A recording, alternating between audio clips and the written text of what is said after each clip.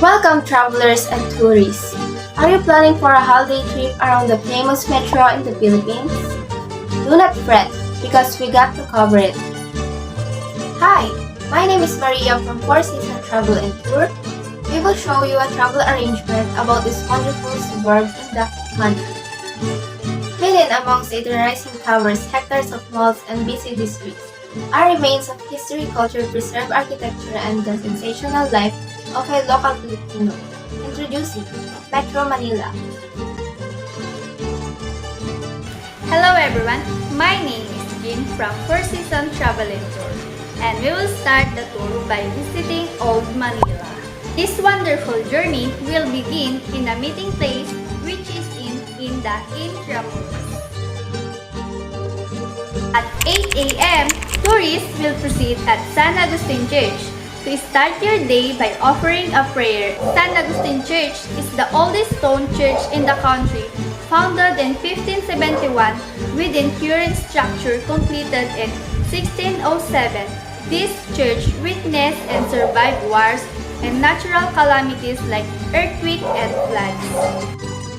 At 9 a.m., we offer the bum bike to go around in the best tourist spots such as Manila Cathedral, Fort Santiago, and the Aduana. It usually starts at 9:30 a.m. and it would last for at least an hour and a half or more. Your meeting place is at the bum bike headquarters in Plaza San Luis Complex, which is just across the San Agustin Church. Lunch will be here at Cafe Intramuros Al Fresco Cafe Restaurant by Chef Christopher Tamayo. Offers hot and cold beverage, mains, snacks, and dessert. And they offered a classic Pinoy favorites like the beef caldereta and pork sisig for lunch, and a cup of your meal with tasty slice of the mango coconut cake and the unique olive oil and orange cake. Afterward, the tourists will be going to Casa Manila. This museum is spec like during the Spanish occupation in the country.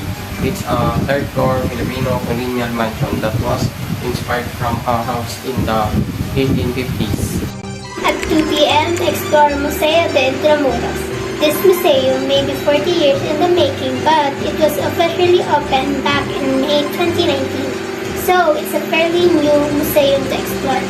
The Mission House of Jesus in the country, different exhibits of artwork, and artifacts are found here featuring our country's religion and history.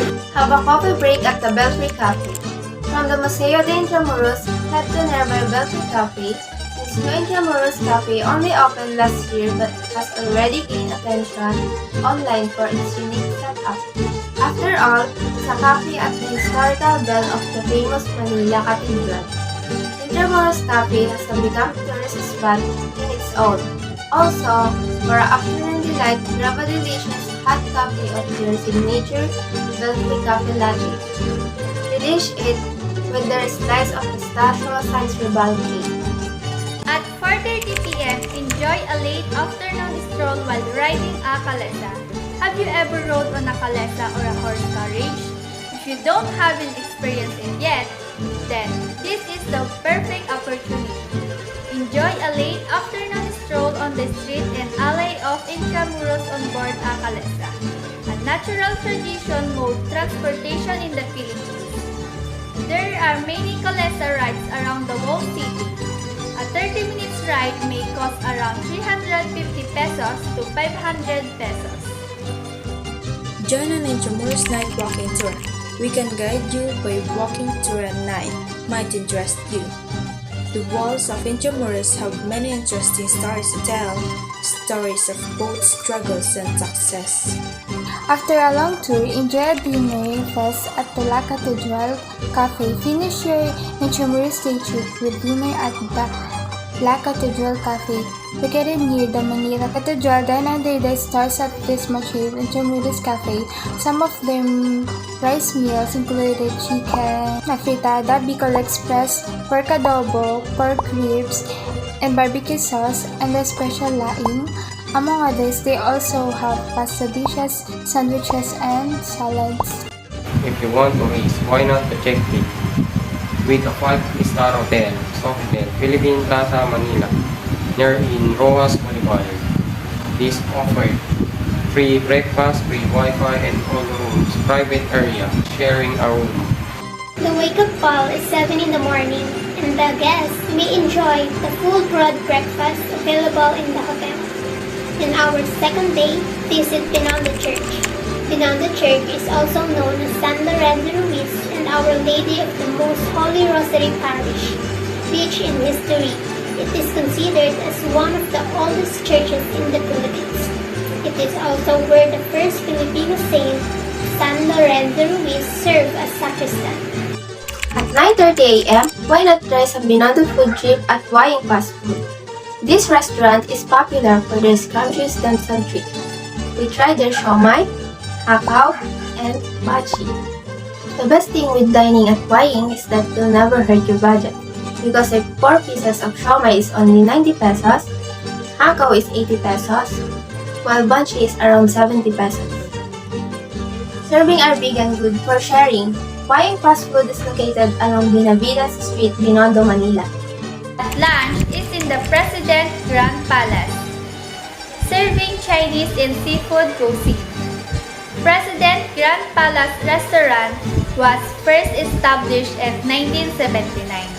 This classic restaurant in Ongpini Street opened as authentic Chinese food establishment that has since been popular with visitor and residents alike. As one of Manila's most iconic eateries for more than decades, this restaurant is easy to adore because of its genuine Cantonese food. After all, the delicate, refreshing, and genuine taste of Cantonese foods make it one of China's best regional cuisine. At 1:30, shopping at Lucky Chinatown Mall. Lucky Chinatown Mall is a modern shopping mall with a supermarket, wide array of restaurants and shops, as well as great entertainment facilities. If you're looking for bargains, check out the annex building for a wide variety of cheap finds. Visit Sengguan Temple, known as Chinese Temple in Manila. It is located just 5 minutes walk from Lucky Chinatown Mall. It is also considered as one of the most beautiful Buddhist temple in the Philippines with a beautiful facade and a huge stupa on top.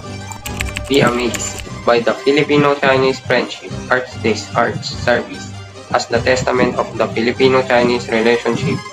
We are the friendship, unity, and harmony. Take a photo of the gorgeous Journey's Bridge you would believe how they strong. Journey's Bridge is the since it's the finishing is the construction back in 1920. It spanned the Pasig River and responsible connecting Binondo and most of Manila is still one of the busiest bridge in the Manila, especially during sunset. Get a taste of history while dining in a new Toho Food Center. Start your Binondo food trip by dining in one of the oldest restaurants in Manila.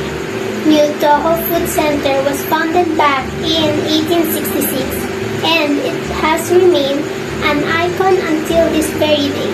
And when one of its most famous patrons was rumored to be the country's national hero, Jose Rizal, that distinction of icon is definitely earned. Manila Ocean Park. This park has so many attractions that even a day at the park won't be enough. The highlight is the aquarium, which has more than 14,000 animals across 270 marine species, making it one of the biggest aquarium in the world. There are also exciting animal shows, like the Sea Lion Show will start 9:30 to 10, and the Penguin Show will start 10 to 10:30, and the All-Bird Show will start 10:30 to 11, which will amaze you. Serving an array of cuisine across all continents and different food section lunch is held at Cafe Ilang Ilang in the Manila Hotel, serving delicious buffet to the guests. Rizal Park is full of interesting places that a tourist will never get tired of. Tourists will be able to visit. There is a monument, Kilometer Zero, Chinese Garden, Japanese Garden, and Relief Map. Next up will be Lakbay Museo, offering guests 14 unique experiences and a 2-hour interactive tour. One of the most famous tourist spots in Metro Manila, This since Mall of Asia tourist can promote is the SM Way, the Bay Amusement Park. Afterward, tourists can have a glimpse of the beautiful sun setting by the bay. This will serve as a good ending of the tour. Tourists are requested to gather at the La Fiesta located at the Seaside Boulevard, where they can have their dinner. Art and Island is located at Quezon City is the biggest 3D interactive art museum in Asia. Known for letting visitors become part of the art and pose and play with its painting and exhibit. This unique 3D museum lets guests have fun and take photos with their one-of-kind artworks. Aside from their paintings, the museum also has new attractions including blacklight art and painting in motion. And their entrance fee is 500 for adults and 400 per student, and they also have discount for senior citizen card holder and PWDs.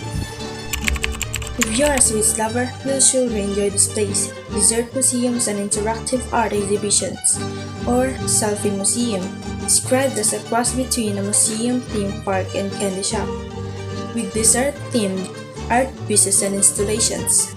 Located in Pasay Metro Manila in the Philippines at Conrad Manila within the SM Mall of Asia complex, and inspired by similar exhibitions like the Museum of Ice Cream. It is the first exhibit of its kind in Asia. Samji Garden is an extension of Shabunuki, a homegrown restaurant created to fulfill the cravings for good quality Korean barbecue and hot pot. With our alfresco dining overlooking in the Manila Bay, we invite you to savor the best unlimited samgyeopsal and hot pot. Upside Down Museum is located in Pasay City, nearing Star City, Wenshi Spa, and World Trade Center. Has been one of the favorite places the student will go to during a field trip. When we go there, is the actually field with students from all over the Philippines. Upside Down Museum. If you love talking photo and good at directing people, then this museum is your place to be amazed when you see the magic of your photo when you turn them upside down. Star City, Manila. Overview located in the city of Pasay, Metro Manila. Star City is one of the biggest, most popular, and all-weather air-conditioned amusement park in all of Philippines. Sprawling over a whopping 880,000 square meters, the park is thronged by 1.5 million people annually, owing its gorgeous theme decor and over 30 thrilling rides and attractions. Established in 1991, the park caters to both the young and the old in its invigorating plethora of indoor and outdoor fun games and activities. In addition to that, there are coin-operated machine games, Snowland, Laser Blaster, and Walk on Water, etc. The park is a wonderful escape from the monotonous routine of life, and it's visited by tourists and locals alike. At the end of the tour, expect the arrival at the Pangasinan Terminal,